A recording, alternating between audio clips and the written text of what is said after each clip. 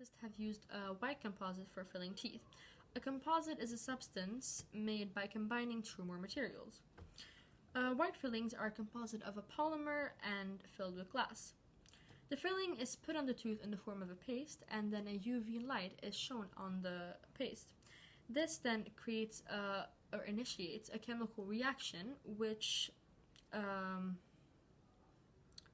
form a number of cross links between the polymers. In the end, the polymer containing the glass filler becomes a solid three-dimensional cross-linked network which fills the hole in the tooth. The first practical dental polymer application took place in 1839 when Goodyear invented the vulcanization of rubber, and this material was used to make a denture base.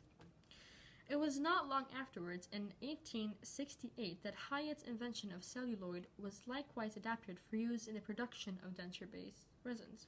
The different ways of disposing of polymers Rahel has already mentioned. However, one other way you can dispose of polymers is just put them in a landfill site.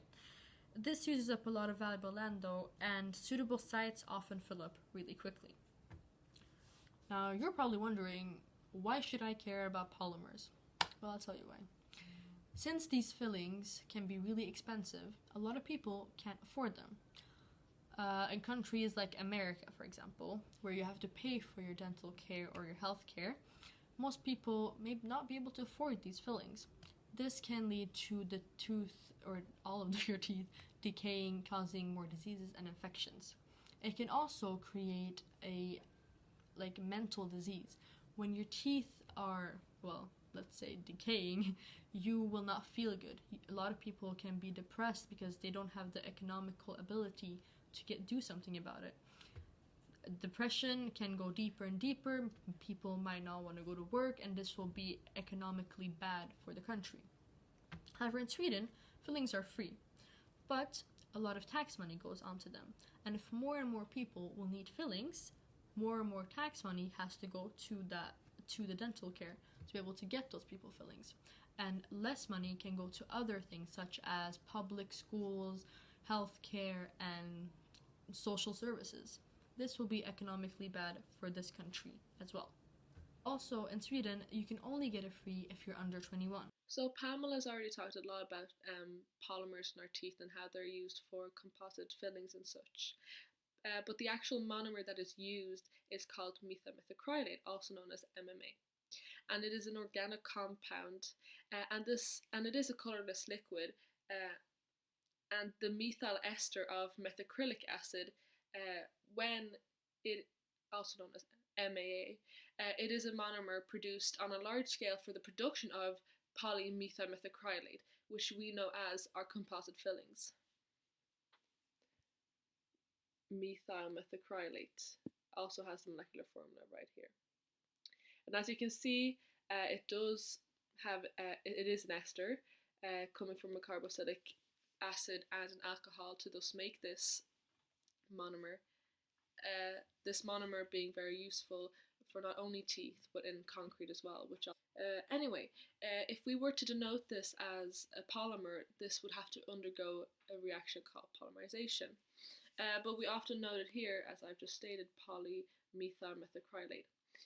And if we take a look here we have the monomer methacrylate, and it undergoes polymerization, specifically free radical vinyl polymerization, to thus get this polymer. Now, as you can see, they're literally identical with each other. The only difference is that here I have stated an N with an open and closed bracket.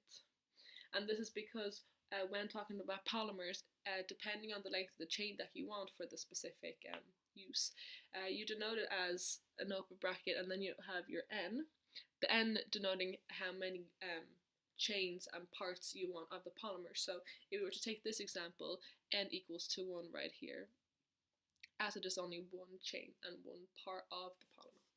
So you just denote that as N equals to 1. And by looking at these structures,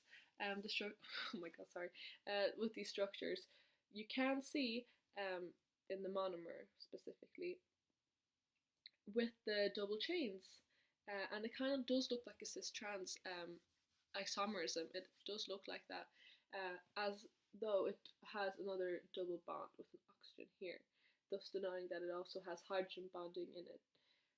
And it also has dispersion forces, which I'll talk about later, and also has two methyl groups connected to it. So this is a very good example of an organic being in composite functions, composite filling. Sorry. So that is a very big thing to take, that organic molecules and compounds are normally used for construction, going from a monomer to the polymer, from methylmethacrylate to polymethylmethacrylate, also known as CHEMMMM. Sorry, I said that very quickly. They do polymerize with UV. Now, UV is a big thing when it comes to organic chemistry, and this is a part of organic chemistry when you think about the organic compound that methylmethacrylate is. And to polymerize it, needed is UV light, and UV light is also known for getting free radicals and such. So I have talked a lot about teeth and polymers in teeth, especially the monomer methylmethacrylate. And I've talked about the intermolecular forces, and I've talked about the actual structure of methylmethacrylate and properties surrounding it and such. But one thing I haven't mentioned yet is production and the processes and such. Now, given the scale of the production, many methods have been developed, starting from diverse 2 to 4 carbon procedures, and to 2 principal routes appear to be commonly practiced nowadays, and this being cyanohydrin route and as well as the methyl propanoate route. Now, these are the most common routes, but there are also several other different routes. For example, another route being called the esterification of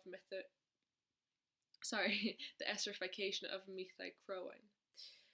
But these are the most common processes used, as these are the most efficient for the supply and the demand that is demanded by people, and also the supply that is needed to reach the demand of the people. So thus these 2 processes are mostly used. So the intermolecular forces in most polymers would actually be London dispersion and hydrogen bonding, but for this specific monomer, the ester part does not include the hydrogen bonding. However, I have said for most, but it is for all, as it's just some parts that lack hydrogen bonding. But hydrogen bonding and non-dispersion bonding are the main intermolecular forces for most polymers in a sense, but specifically for this monomer, London dispersion forces is the key force, as the hydrogen bonding lacks in the ester. Now, hydrogen bonding is a very strong bonding. It's one of the strongest bonds actually out there, and it is found often with, for example, water. And hydrogen bonding is a lot to do with the electronegativity, how the hydrogen wants to move away from the oxygen, or how the oxygen wants to move away from the hydrogen, how they are attracted and such and such. And you can go into great detail about this, but hydrogen bonding is one of the strongest bonds in intermolecular forces. So thus, this gives polymers a bit of a stronger bond. Thus, when boiled or melted or whatever, you might imply, the breaking down of the polymer is mainly due to the hydrogen bonding, as the London dispersion bonding is a very weak bond, so it's very easily melted, boiled and such. And talking about the intermolecular forces a bit, when talking about the structure, with all the cis-trans and the hydrogen bonding and such, methylmethacrylate has a very low boiling point, and it's only at 101 degrees, which is basically water, as water is 100 degrees Celsius. So the intermolecular forces aren't that strong when you actually think about it, and even though it does have hydrogen bonding, which is a pretty strong bond, it also has a lot of dispersion forces, which is a very weak bond. Thus, the actual overall strength in the bonds is pretty weak, as it's only 100 degrees that is enough to break the bonds between methyl methacrylate to boil it. Now, to conclude this video, polymers are your friends. They make sure you have nice teeth and, not get depressed because of them. But polymers are best friends for people who want a house. Because without polymers, we don't have good health, nor do we have any living spaces. So thank you, polymers, for everything you've done for us.